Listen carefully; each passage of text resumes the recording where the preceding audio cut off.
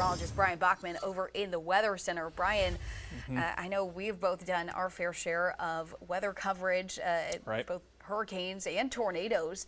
I know we're not seeing any tornadic activity here right now, but are we going to be seeing any of the maybe debris or maybe some of this weather moving our way this week?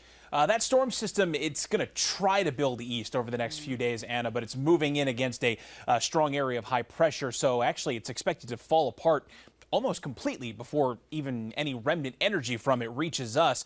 Want to recap, though, what we were just reporting on there, some of those tornadoes in and around Nebraska, Iowa, and Kansas. You combine those reports from yesterday with what we've picked up now from more severe storms across Missouri, Kansas, Oklahoma, and Dallas.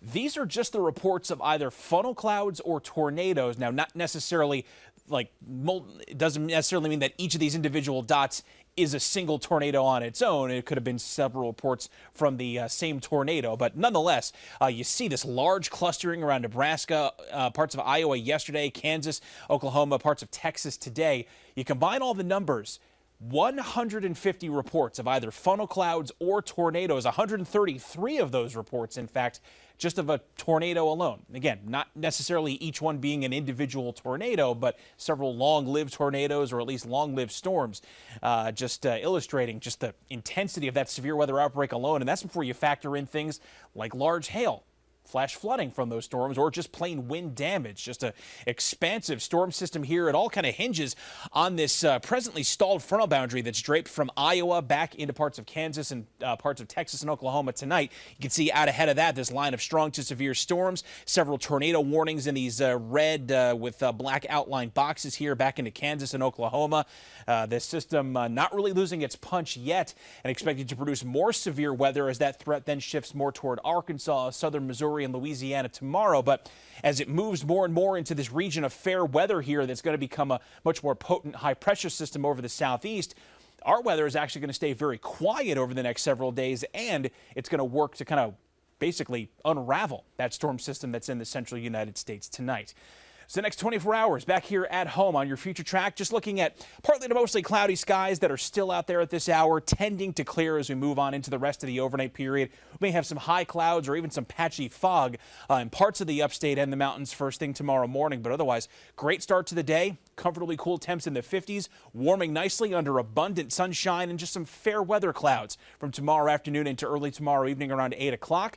Heading into tomorrow night, we'll keep the skies pretty clear as well. Maybe again some patchy fog first thing on Monday morning, but from there, rinse repeat going on into Monday. Another round of sunshine and increasingly warm temps again on tap for this week as we got another good taste of some summer-like weather coming our way in the next few days.